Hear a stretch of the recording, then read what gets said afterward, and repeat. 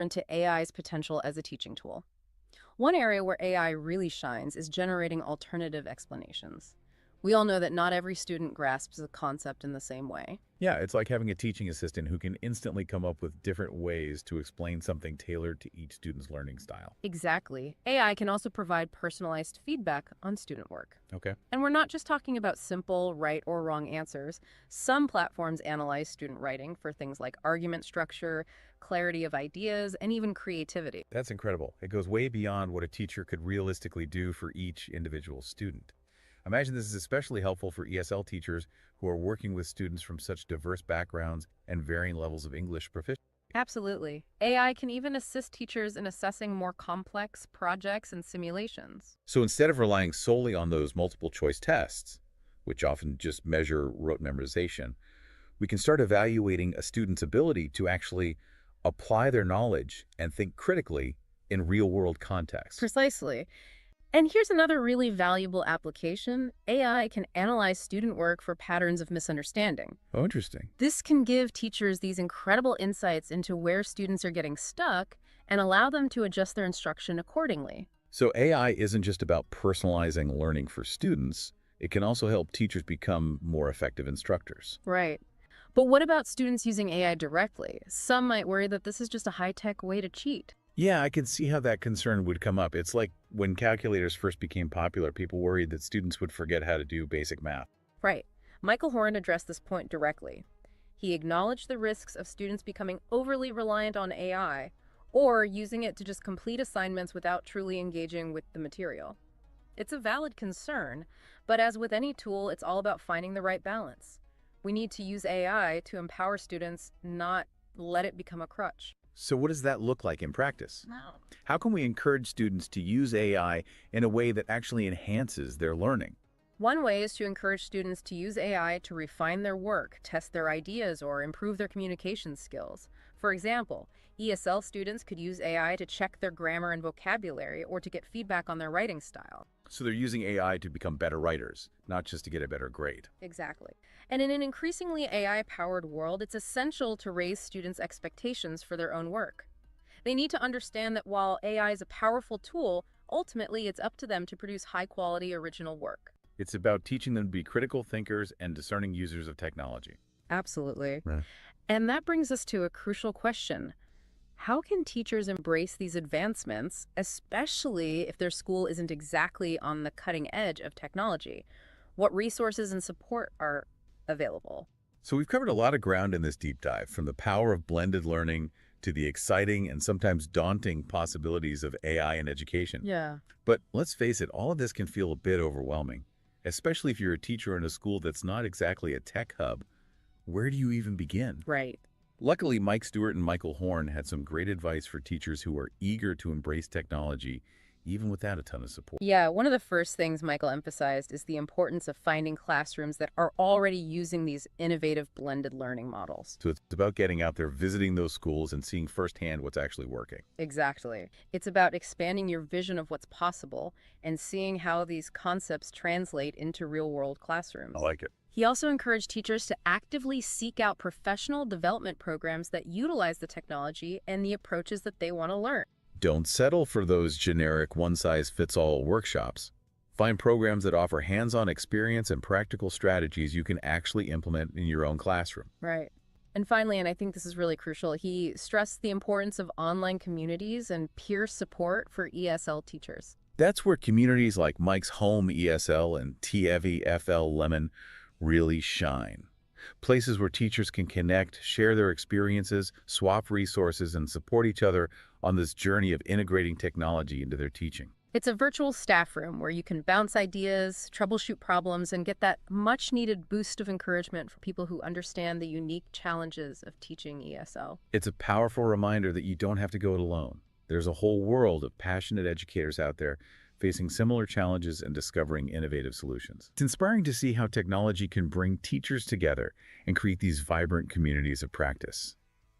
So as we wrap up this deep dive into technology and ESL education, I'm left with this big thought-provoking question for you. If you could design the ideal ESL classroom, blending the best of human interaction and technology, what would it look like? Hmm. What would be the perfect balance? What tools would you use? And most importantly, how would technology help your students thrive?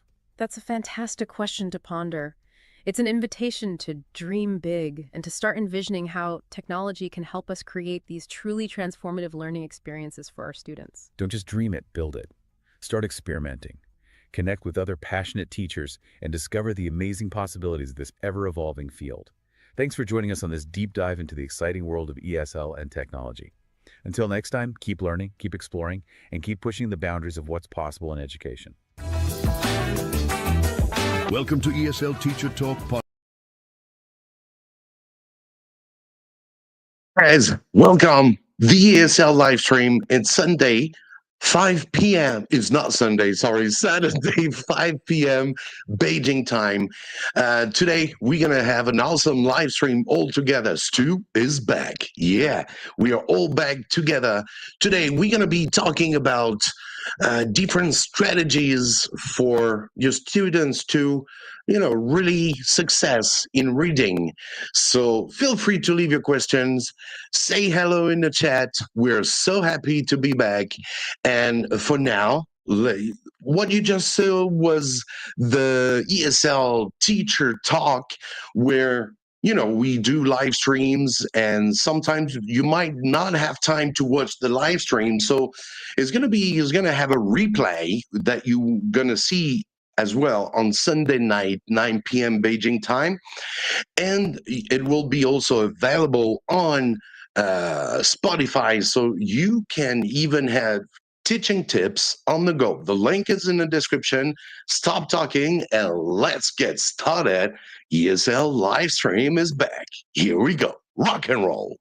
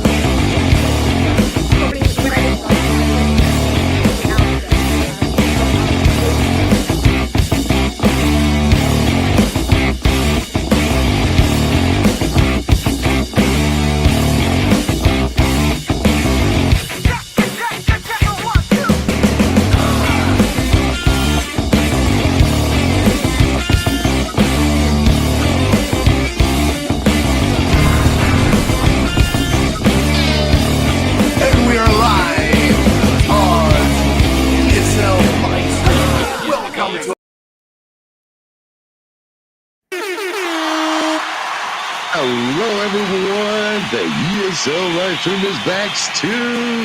Yay. Oh, it's been so long,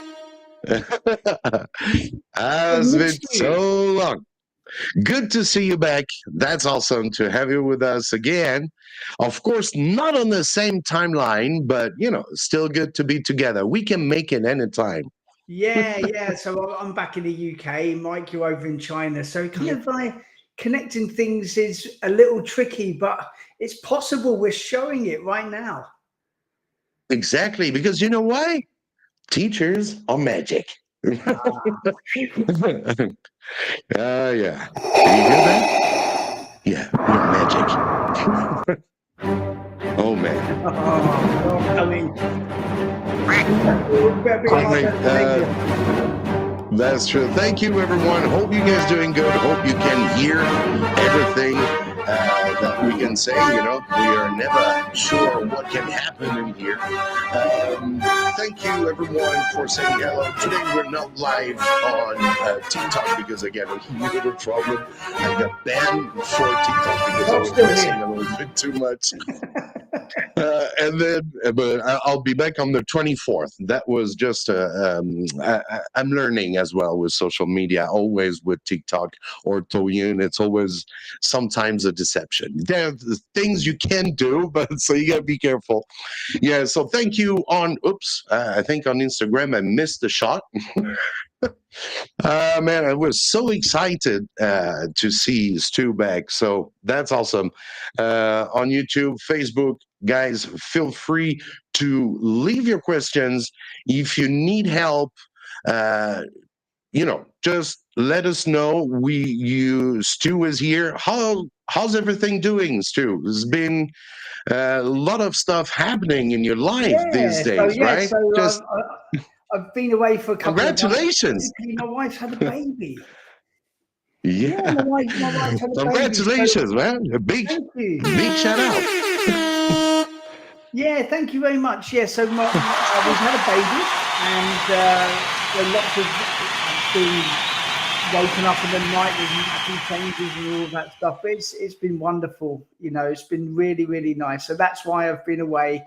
If anyone's been wondering why I vanished, I was having to do dad stuff and getting ready for the birth and everything. But I'm back, and I'm really looking forward to it, Micah. We've got some really big live streams coming up this year. We've got a load of topics that are ready. We've got guests that are ready to come on. So I'm really looking forward to a really big season at the ESL live stream. Yes, and for everyone on Mike's Home ESL, I've created as well a community for everyone so that you can join, ask your questions. We're going to be sharing some, what is it called? Resources, tech and tools. It's called ESL Teachers Home. This is a community I've been trying to get ready for like a good year. It's always difficult because you're always on the fence. Oh, do I do it or not? Is it good or not? Can I do that? Or, and I asked the community to help with the logo and the name. You choose ESL Teachers Home community. So feel free to join that community. It's really you're the home of the teachers to help you each other. We'll have some lives as well that we do only on this part, only on ESL Teachers Home with workshops, especially with some teachers that you like during our lives, so we can go deeper into their expertise and do that on the ESL Teachers Home, and it's still free, but it's just to get us all together. And you can, even if you're more interested to develop your personal expertise, you will have all the courses available from all the different guests that we have on the ESL live stream. That's about it.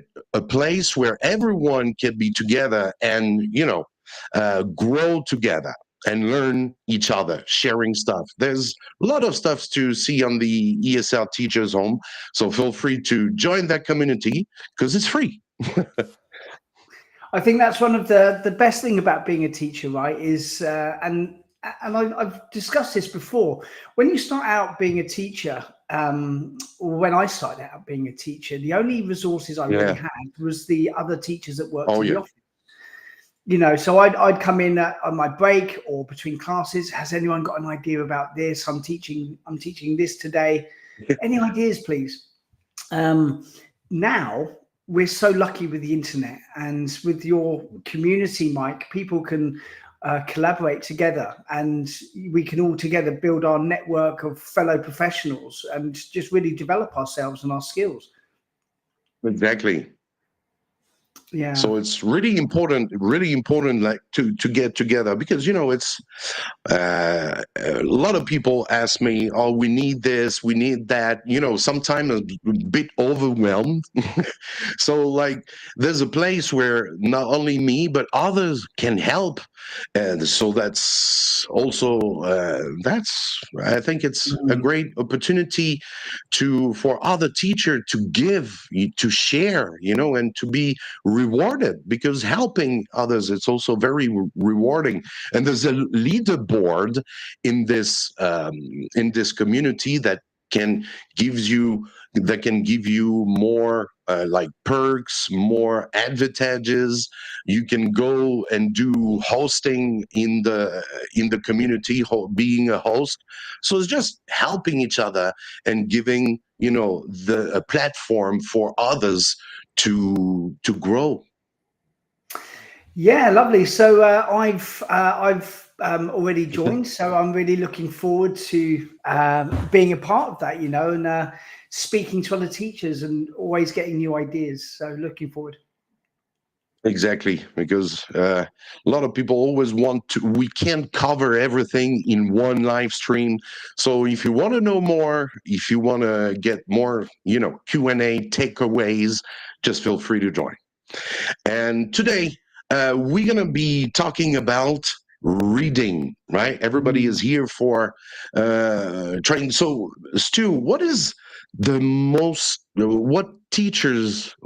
the biggest problems that teachers meet with students in reading skills? Yeah, I think the biggest problem that TEFL teachers have with reading is just really knowing what to do with the text. So, you might be on, like, you've got a text about someone dining on page 19. Yeah. And you open the book and you're like, oh, everyone read this. And you don't get the most out of it. But before we go into that, I want to really talk about why reading is essential in language acquisition. You see, we can't produce anything. We can't learn language unless we are receiving language, the receptive skills, what we hear when people talk to us and the language that's going on around us and what we read. And we're not ready to produce any English, to speak English, until we make that step first. So that's why reading is essential, to get in the language, the linguistic resource to be able to later go on and produce language. So reading is essential in your classes, and it's not something that should be skipped or diminished. We really need to really work in good reading practice into our classes. So how can people use reading? Well, first off, it's very different being reading in L1 in our first language and reading in L2. There's lots of really big differences that we'll come on to a little bit later. But how you can do it is what's called before, during, and after strategies. So you've got like different ways. That's it. Before, during, and after. BDA. This is a page from the TEFL Lemon Higher Certificate of TESOL course, which I wrote. So there's activities that you can do with your class before you give out the text. So don't give out the text immediately. You need to do before tasks, before the students even see the text. So let's say you've got that text on page 19 that I've just mentioned. Don't give it out just yet. Wait, hold your horses. You need to do lots of activities to prepare your students to get the most out of the text when they're ready to read it.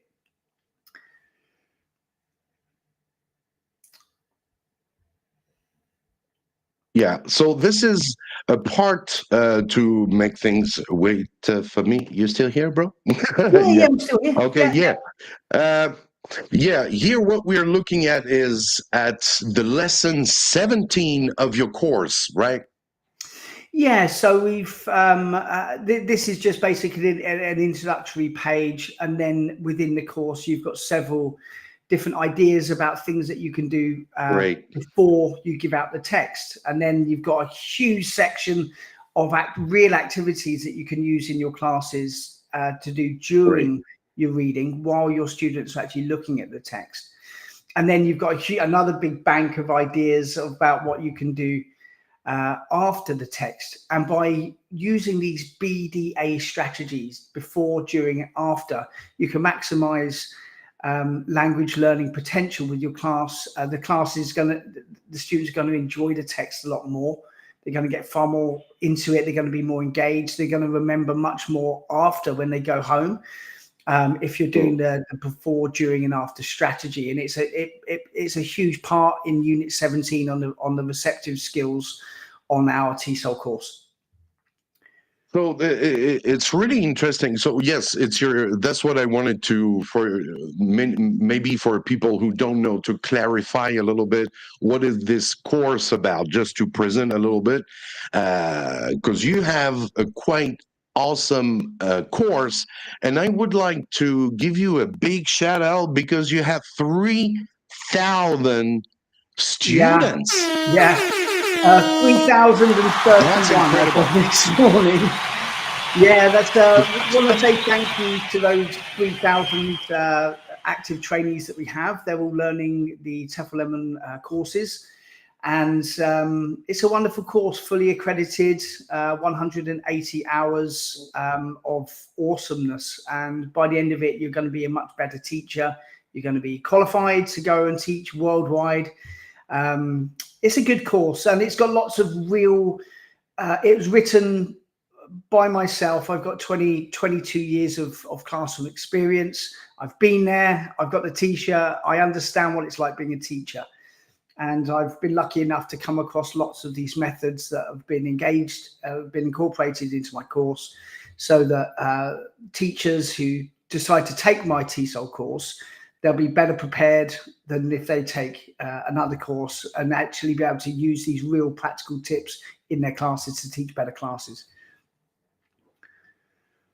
Right. Thank you so much. Congratulations. And yeah, so that's very interesting. That remind me when I started to teach, I jumped from ESL, and then I jumped right away after 20, I would say a good 20 years of experience in ESL teaching. I jumped right away into an international school, and then started to teach ELA.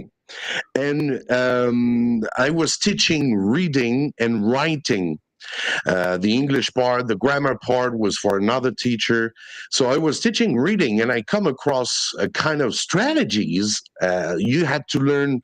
I had to, update myself, because this is not ESL. Obviously, it's English language literacy. So it's like, that's really different from ESL for sure. But I definitely think that there are good stuff to take from it, even for ESL teachers. Like, it doesn't mean to be that difficult, because there are some strategies that might be a little bit difficult for ESL students level when they reach high school, like grade 9 or grade 10. It's quite tough for them to reach that international level. So that makes me remember about the reading process. Yeah, so you've got, I mean, the people watching this live stream, you might be teaching beginning reading. You might be teaching phonics.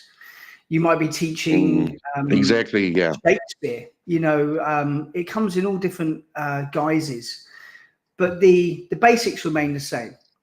You need to provide texts which are just over the level of your student, just above, not too difficult, not too easy. Be testing your students, but allow them to use their previous knowledge of reading to be able to leapfrog from where they are now to understanding the text that you're giving them. And an example of a before strategy. So let's look at real strategies now that teachers can use in classes to help with reading. So let's say you've got a text about a family that are going on a holiday, and their car has broken down. They've got a flat tire, they've hit a hole in the road, and they're waiting at the side of the road. They're waiting for help. This is what the reading is about. Now, a novice teacher might just hand out the reading, and the students sit down and they start reading about this family that have come into trouble at the side of the road. An experienced teacher will not give out the text yet. They'll do these before activities. So a before activity might be to start talking about holidays, start building the context. Where did you go? You know, what did you enjoy? What food did you eat? Then you can start. You can even add some videos, maybe. Absolutely, visual cues, videos, Sorry. pictures. No, it's okay. Yeah, no, it's yeah. It's this is what the live's about. You know, just two teachers sharing their knowledge. You know, so. Sure. Yeah, so you can then start talking about road trips. Yeah. Have you been anywhere in a car? Do you enjoy car journeys? And what you're doing, you're slowly tuning the students' thinking towards being in the car, the feeling of being in the car, looking out the window, talking with the driver, you know. So you're activating this schema, this this knowledge and this experiences, and that will help the reading a bit later on. So you can start brainstorming ideas. Now you're going through the gears, so you can start brainstorming ideas with students. What's good about going on car trips? What kind of problems might you have?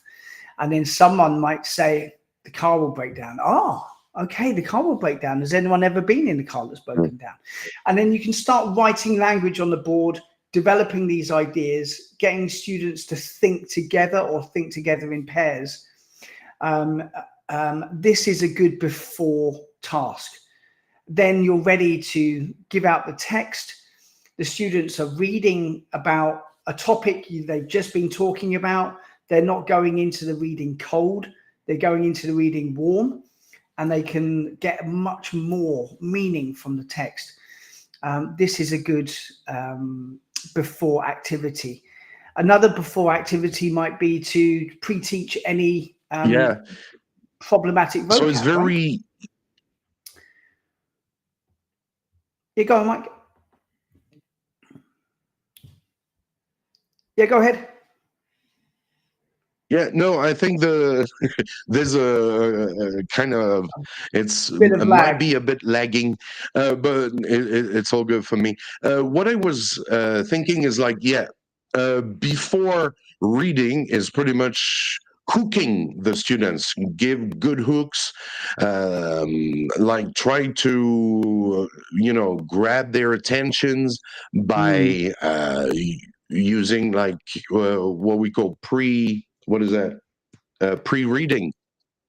Yeah, right. Yeah, it's like just pre-reading tasks. And then after that,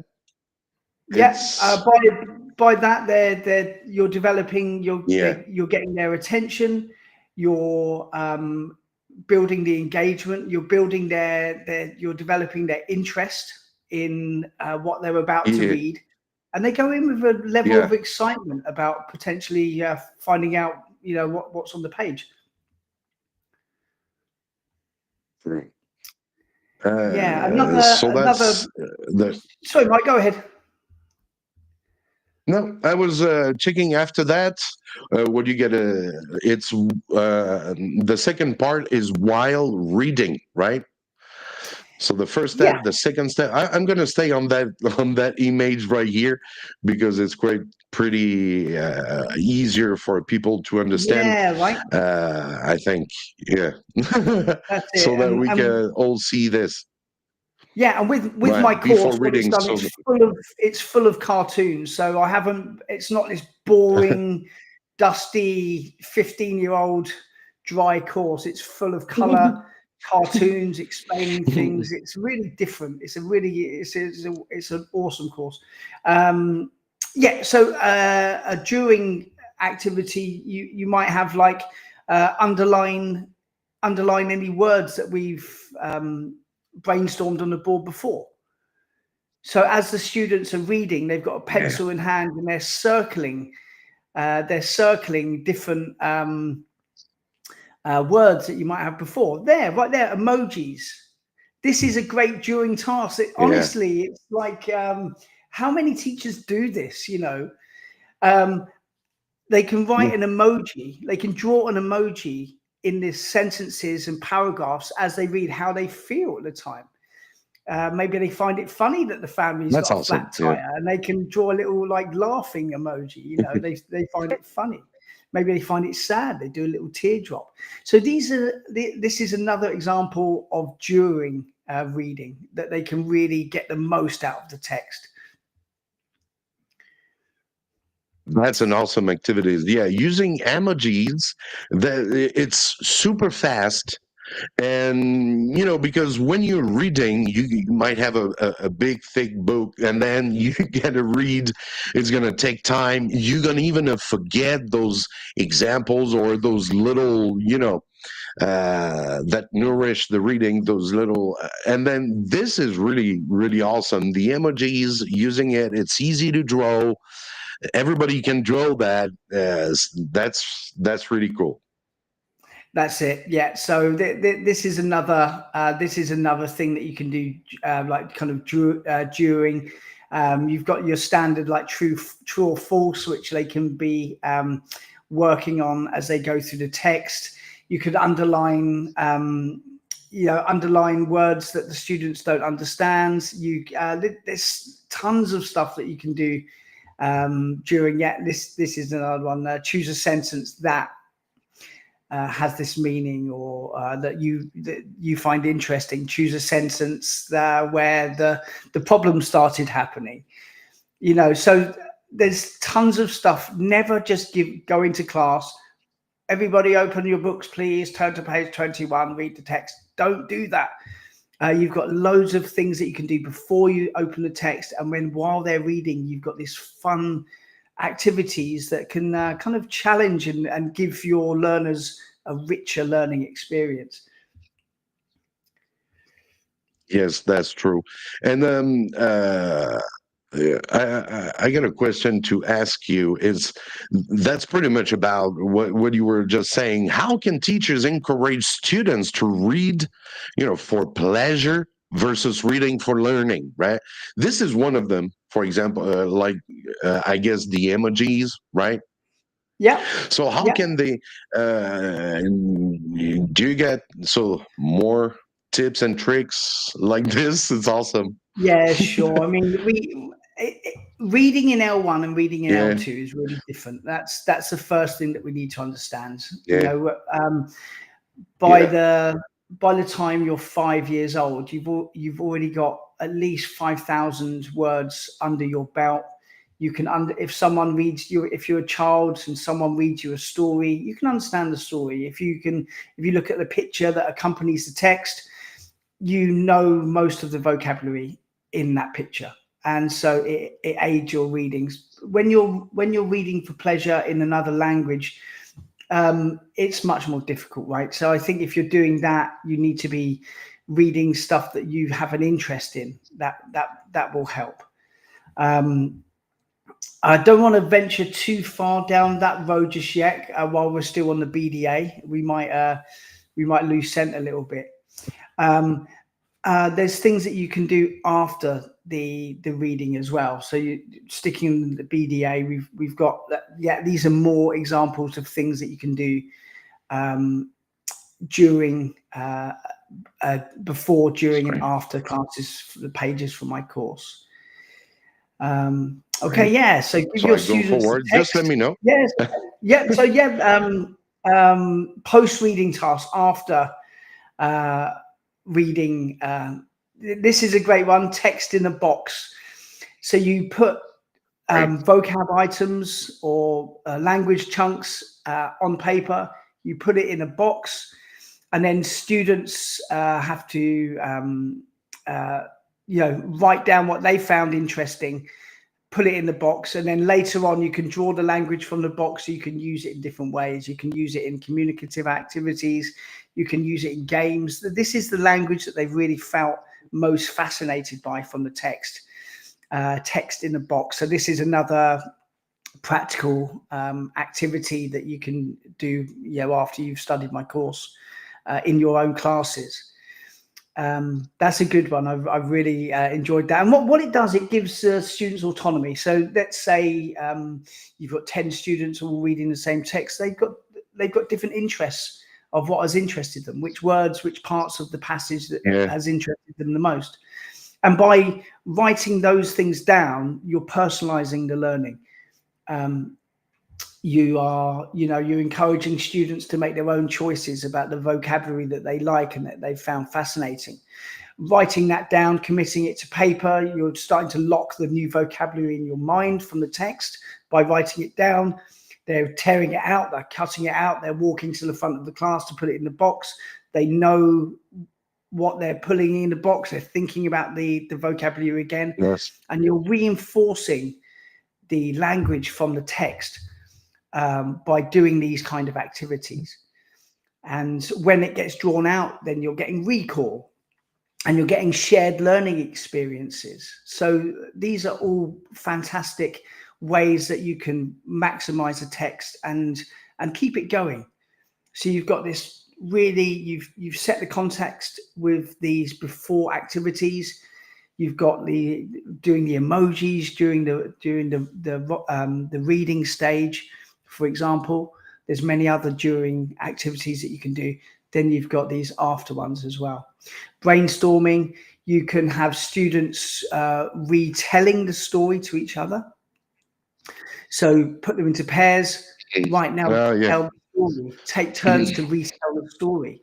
So now you've turned the receptive language that they're reading into production. So now they have to retell it in their own words. What can they remember? What can they recall? Get students to help each other. Maybe a student struggling with a piece of vocabulary, the other student can come in and help. There's so many ways that we can. That's awesome. Yes. Life. Yeah. Let kids working all together. It's very important because I think that's mostly the problem I can see that when I was teaching in a primary school in China, when you have 55 kids in the class, and then, some of them, they couldn't follow, they couldn't keep up with everyone. And, at the end of the day, they get lost. There's nothing, and they don't have support. So it's good for students to learn each other, to learn how to help each other as well, which is something very important. You can be like learning, you learn well. In China is more of this idea of competition because there are so much students, and I mean very smart students. There's so much talented people in here, so it becomes a competition, and they don't really help each other. They don't really, and it's pretty much like this as well in real life, in social life. They help each other, don't get me wrong, for sure, but when it's in the company, oh man, there are stories, there build up, there are a lot of BS stuff that happening inside, just because they want to get that position, or they want to be better than the other. And it's a very competitive there's so much society, stuff isn't it? Yeah, so it's very important for students to learn how to help each other, and everyone has his own place to do what and how to do it, and then maybe they do it better than the other. So it's, tasks sharing as well is very important. It's so important. And, like Mike, we lived in China for 20 years. We know what it's like teaching in these large classes. True. And students can kind of get lost, right? The ones at the back, the ones that break my heart sometimes. have given up. They really struggle with English. They're seeing the kids at the front interact with the teacher talking, and they go into their shell at the back. It's not fair. So actually, within my course, again, the receptive skills is unit 17. Unit 16 is how to teach large classes, how to make sure that those kids don't fall through the cracks at the back, and ways to work with each other and build community in large classes. But moving back to the reading, things like this can really work on student engagement and student community, where they can be working together. So they can be working independently. You can put them into pairs. You can put them into pairs, and then after a time limit, the pairs change. So one student will go over, and then they recap it again. with each other, just for example.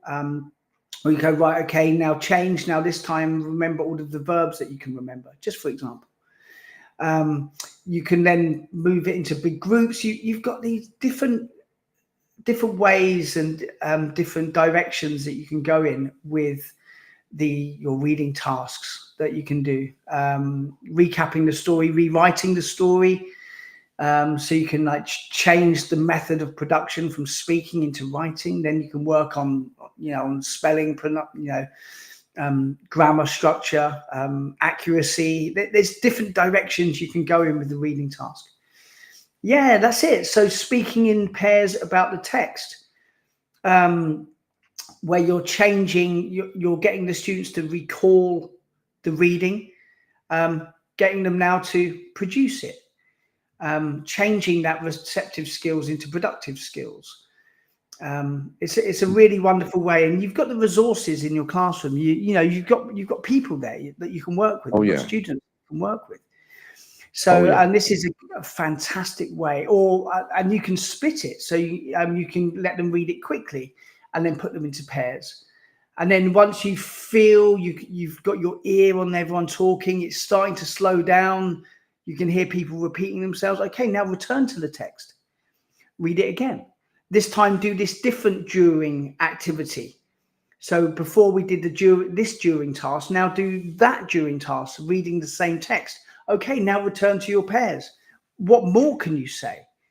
So you're going from one, it's not linear. You're moving from one thing to another. You can go back again. It's okay. And by doing this, we are using different methods to really get the most out of any text in your class. Oh yeah, reading in class it makes me remember my first job. My very first job, I was teaching for. I got to share that because that was something that was back in 2002. My first job was in. I was a teacher in a university, and I had students that was always waiting for me to read all the time, to listen. They were, not active. These kids, they were like 18, 19, and I was 24. So I was like, this isn't right. I was reading instead of them, so they were supposed to read in the class, and they were never talking. They were sitting like this, doing, just, I was the showman. That was it. And they were looking at me and just waiting and when I asked questions, they were like, oh, no, no, no, no, no, no. Yeah, So it was really, yeah. So it was like that. So I had to find something that they like to read, to talk about. And that was, at that time, we didn't have computers, no cell phones. So I was always buying I forgot, 21st Century, this newspaper that might remind you something. I think the name was 21st Century. That was a newspaper.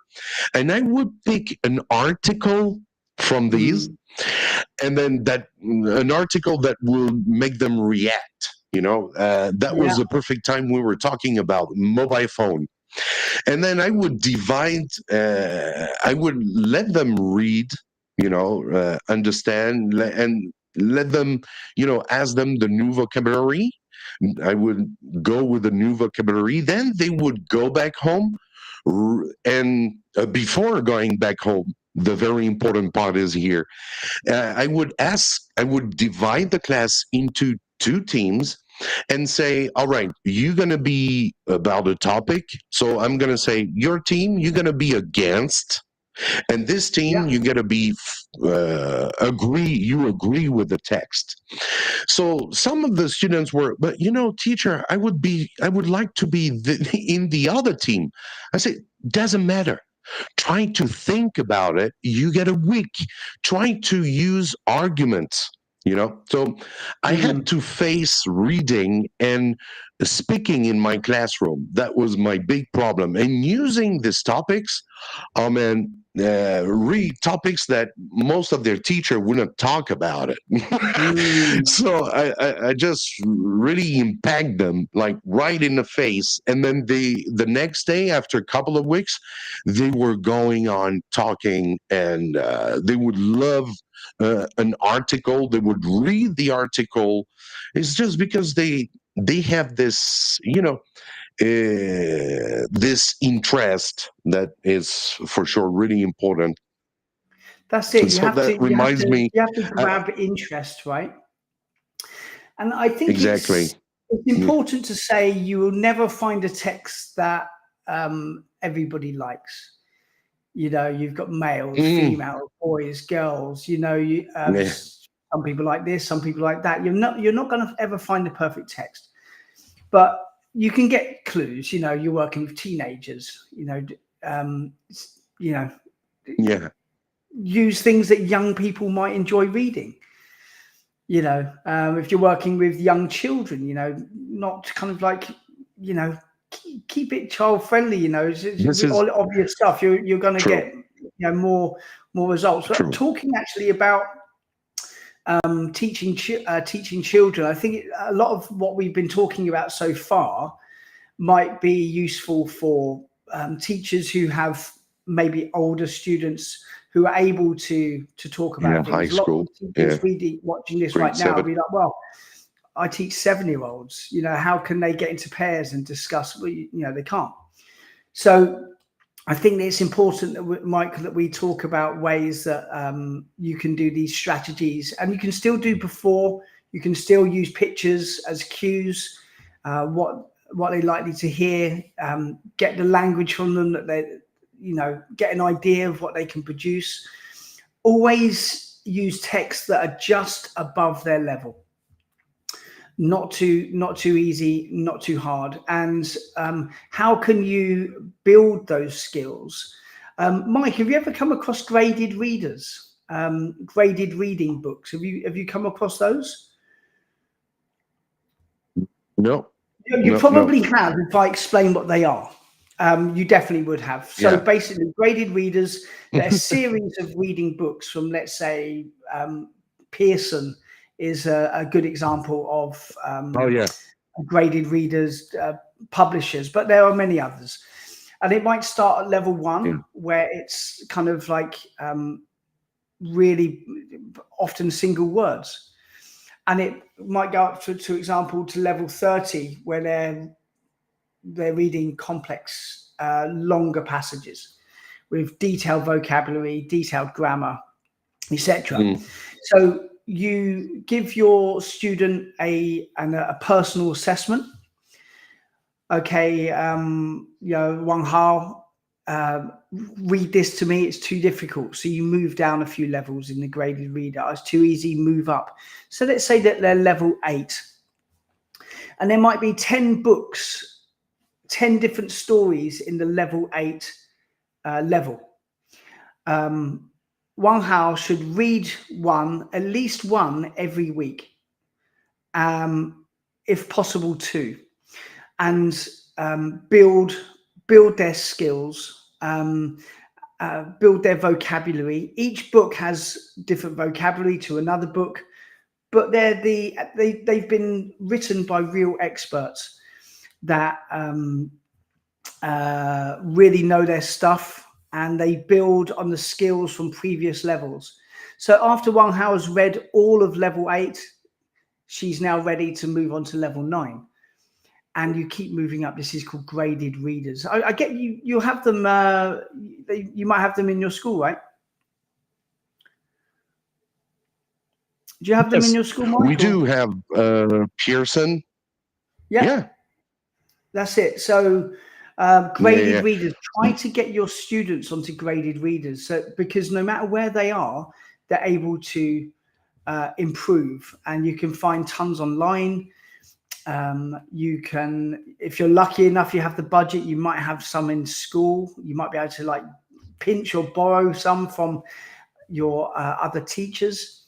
But get them reading graded readers, and then over time, your students' reading ability will improve and get better. knowledge of vocabulary. Sentence structure will get more complex as you go through the reading, and they'll be passively learning this. And they'll be reading it, their reading will improve, but also their writing will improve, like out of nowhere. Like how? It's through the reading. Their speaking will improve through the reading. Their listening will improve because they're reading structures all the time. They're looking at vocabulary all the time. So when they hear things, they're going to understand more through the reading. So get them reading graded readers as well.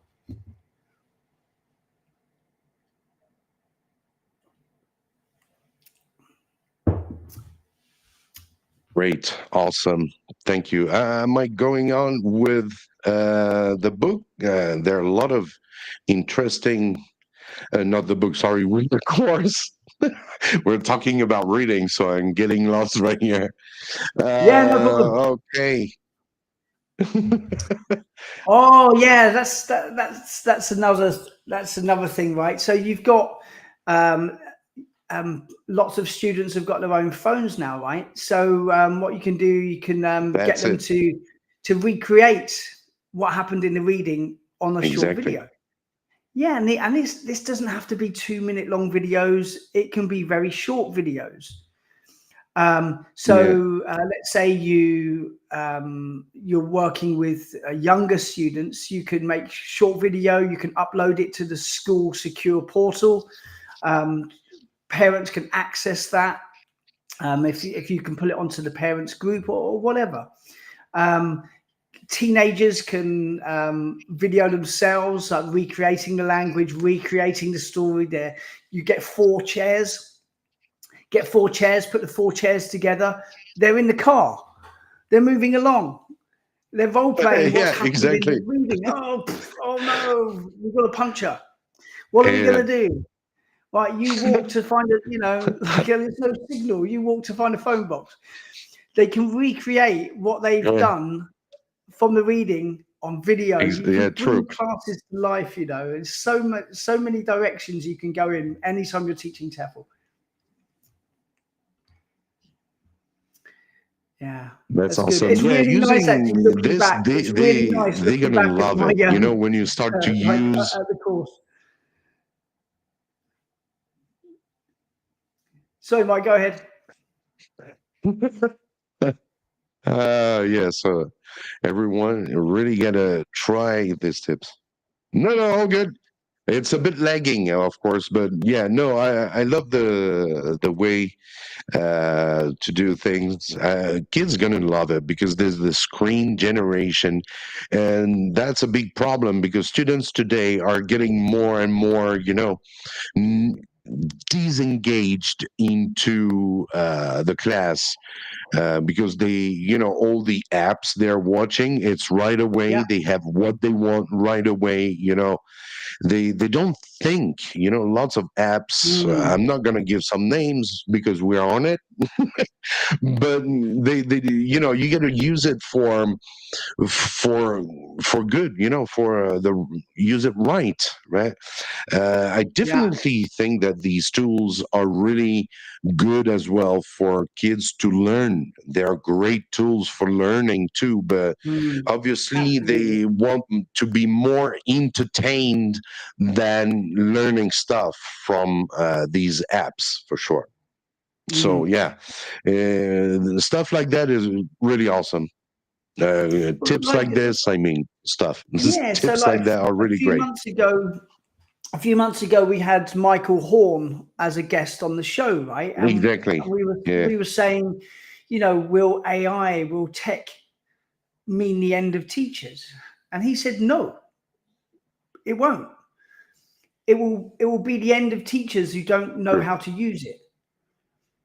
The teachers that understand how to use AI, understand how to use technology in the classroom, they will survive.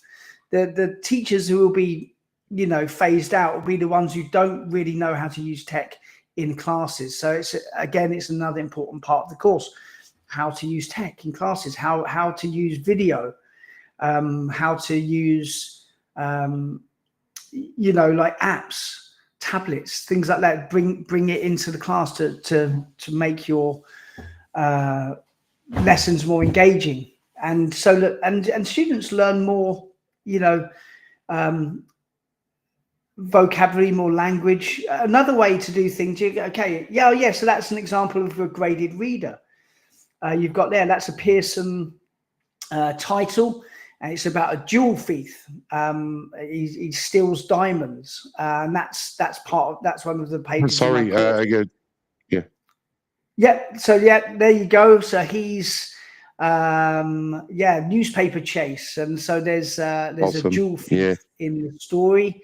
I got permission from Pearson to use this in the course, and you've got the audio in there. You can click the audio button and listen to the story as well. And this is an example of a graded reader, so the students can. It's just to teach teachers what graded readers are, why they're useful, why we definitely should be using them in our classes to develop reading skills. Yeah, that's it. And there are plenty of free ones on the internet. There's paid ones obviously, but there's plenty of free ones as well. That's it. So if you're taking my course, you can click that yellow audio button at the bottom and listen to the story online as well. Yeah, graded readers provide excellent reading practice for students, which in turn aids in skills acquisition for other macro skills, as well as vocabulary and grammatical awareness. So yeah, the macro skills, listening, reading, speaking, writing, through reading, you're developing the other three skills. You're able to speak better. You're able to produce more language. You can understand more of what you hear. And you're able to write in more accurate sentences with richer language, with richer vocabulary.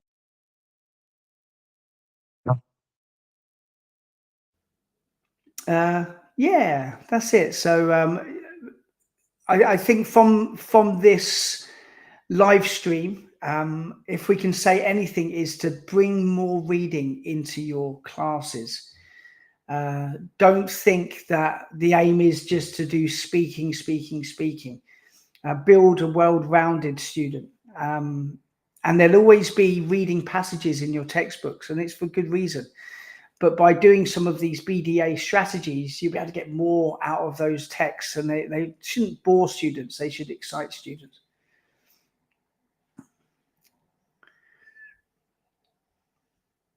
So feel free to join TEFL Lemon courses. That's really awesome. We can learn a lot all together. TEFL Lemon courses. It's 180-hour higher certificate. Higher mean it's level 4. So it's level 4, like you always tell me that level 6 would be, you get the link into the chat. A level 6 would be a bachelor degree, right? Yeah, right. Yeah, so it's now it's a level 4. Course. So a level 4, it's almost a bachelor degree. Yeah, it's one below an associate degree. Yeah, associate degree is level 5. It's just below an associate degree. It's a full, like the international standard is 120-hour level 3. The TEFL Lemon Higher Certificate of TESOL is level 4, 180 hours. So your CV is going to look better. You're going to know more stuff. You're going to know more stuff than your colleagues. And you're also going to have all of these real tips, real activities under your belt. And when you go into the classroom, you can do these BDA strategies. You know about it. You've learned it. Potentially your colleagues won't know. And I think, Mike, with the that QR code that you just put up there, you get 30% off the cost of the course, which is actually more than it's the biggest in the world, actually. Yeah, followers of the live stream. Yeah, sweet saving. Yeah, I heard. I miss up with some question. I missed some question on Instagram because Instagram interface is really retarded in here to see all the message. That's really difficult. Yeah, we had a question from Jolie, and she was asking if reading is about Olympic, what kind of video they can film when we were talking about videos. So yeah, That's a so funny one. that's it. So What question we have? you can What do kind of short, activities short. students can do? Yeah, okay.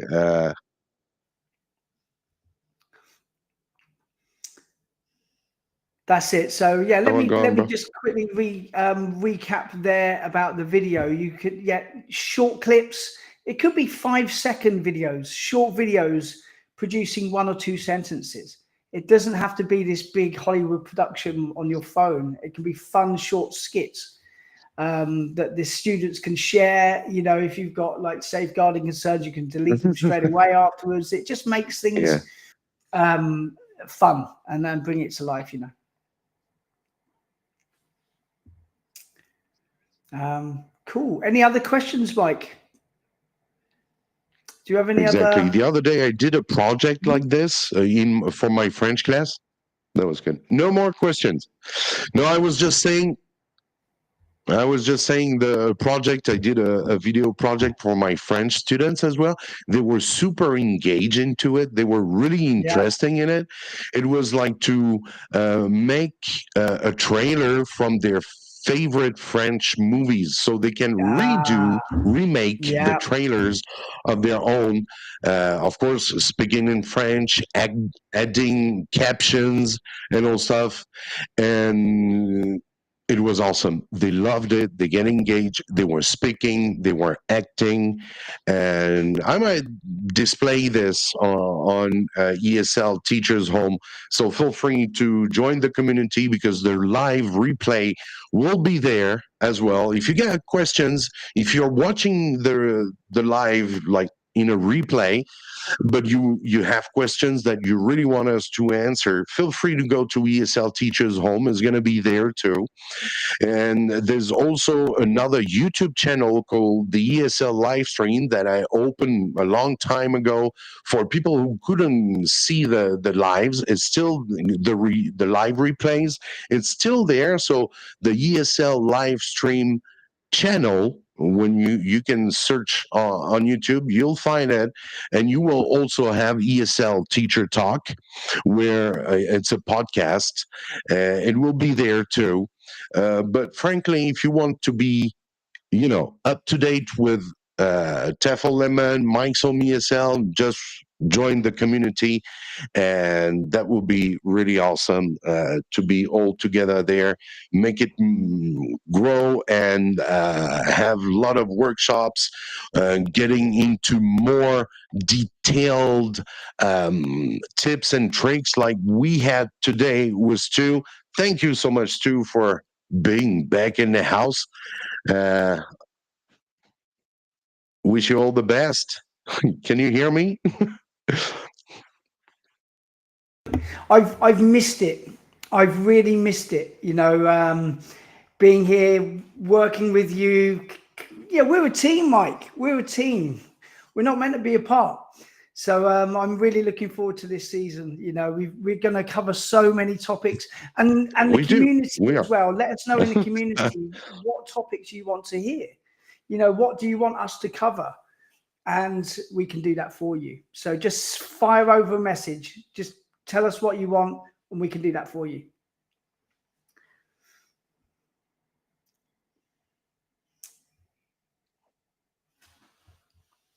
Exactly. That's we are here to help you because we know both me and Stu, we left our country. We stayed in a country in China for a good 20 years. And believe me, we felt many times, we felt very, very lonely. And that's why Mike's Home ESL and Tefl Lemon has been on the top of the ESL industry, we can say, in China. I mean, a lot of people know us in China for sure, trying to help everyone, and that's all about it. So the link into is in the description. Feel free to join. You'll find Stu there. You'll find Teacher William. You will find very soon even Michael B. Horn might be coming do some workshops too. We're going to try to, for people who are really interested in career development with us, you can only go faster than others for sure. Yeah, absolutely. Looking forward to it. I know Stu is a little bit laggy today. Yeah. Yeah. It's all right. It's Thank you, part Stu. of the fun. Time to say goodbye to everyone. Wish you all the best. Have a good Sunday. Best wishes to your family. Congratulations again for being a father. Congratulations to your wife, and best wishes to your lovely baby. That's awesome. That's beautiful.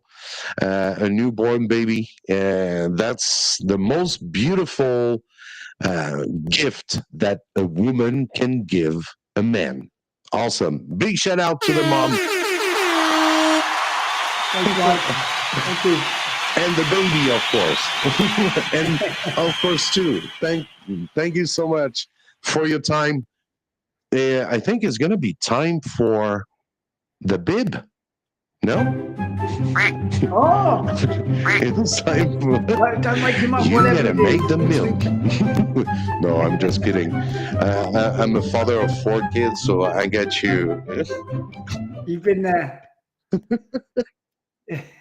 All right. See you, everyone. Thank you for going. Don't forget to like and subscribe. Go on Tefl Lemon, and as well like and subscribe to help more teachers being helped. Of course, when you need that help, you were happy to find Mike's on ESL Tefl Lemon. So just share our live stream, and that will be awesome. Thank you so much to all of you. Bye, Stu. I know it's a bit laggy. We get a time difference right there, right? Cheers, man. See you. Cheers. Bye. Thank you.